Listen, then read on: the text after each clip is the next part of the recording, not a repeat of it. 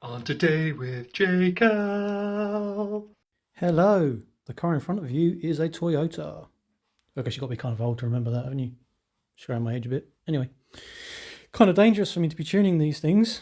Every time I get in one, I want one, and they're not that expensive, are they? They're not that expensive. Do you know what? They're quite heavy though. Was it like $9.50 or something? Like when you compare that to like an Elise or something, a little bit lardy like for the size of them. But anyway, take a K series, all right, as you can see. K20 in the back. It slides all right as well. I managed to test that in the car park, which was a good bit of fun. Snaking down the road. A little bit of drifty, which is cool.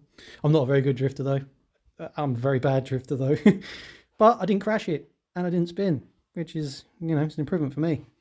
Okay, so it's a Bolt-Ons K20. RBC that you can't and will never see. Simpson exhaust. Custom jobber too. He said he wanted like a bit more mid-range or something. He had it custom built for him for what he wanted, and no doubt Simpson used a fancy program, tap, spits out the dimensions for him and he makes it. A bit more on that later. It's not bad, but a bit more on that later.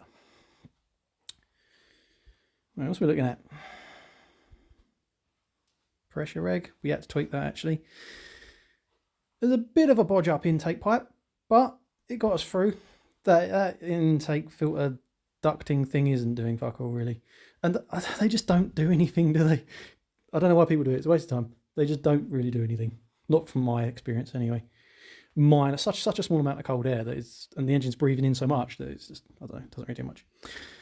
Track car is a bit beat up, but bastards. Favorite sticker on the car has got to be this one. This one was cool. Built with genuine stolen parts. Ain't that the truth?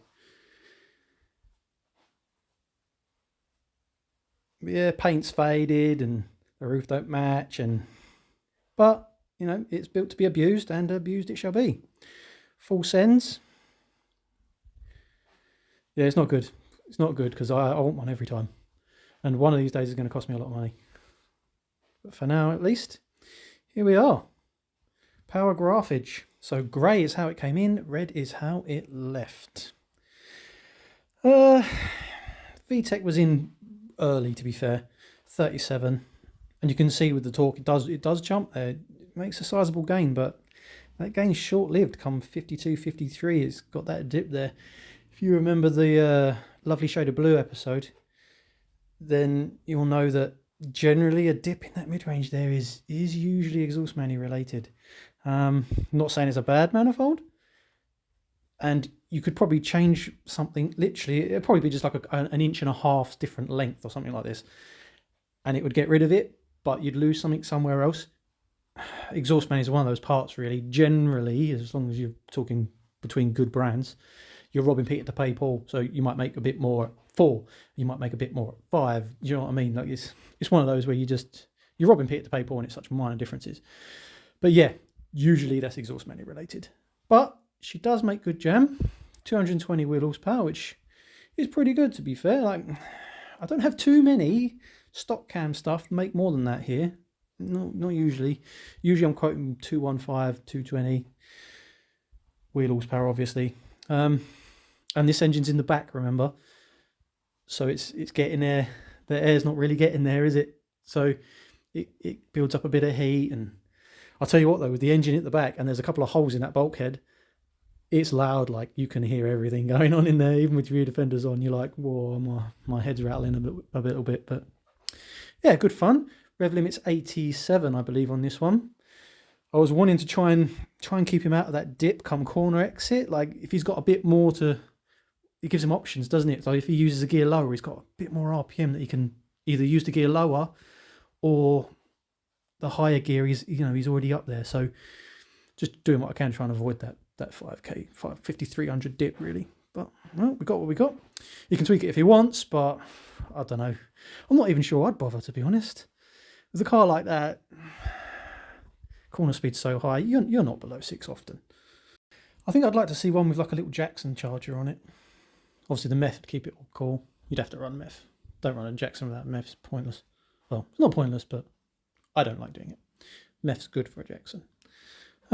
Yeah, just you've got a bit more grip, haven't you, because of that mid-enginedness.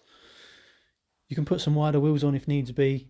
And I don't know, just 320 horsepower would be nice. That'd be nice to get a MRS down the road. Yeah, I'd like to see that. So I tuned a turbo one. Old Idnan. Crazy little bastard. I think it's 600 horsepower or something. Crazy guy, but yeah, works for him. He loves it. Circuit car too. Although he uses water injection, just water, no meth in there. And apparently it works really well for him. So it could be an option for a Jackson, I suppose, if you wanted to do that too. Didn't want the meth, just shoot a little bit of water in there. But I don't know. Just bring the meth on. It's easier, isn't it? Yeah, I believe that was on Monkey London's channel, actually. Idnan's Crazy Bastard 600 horsepower MRS. So yeah, go and check that out if you've not seen it already. Another good option, NAK24. Guy called Viet, Compton Fabrications, I believe it is. Yeah, nice guy he is. Yeah, that was a good one. Dropping cams, K24. What did it make? I think it was 270 wheel horsepower. So that's not bad either, is it? NA Power 2, have some fun. Nice. Anyway, I've waffled on about my love for little mid-engined cars with the roof comes off of. Yeah, I'll see you on the next one, I suppose.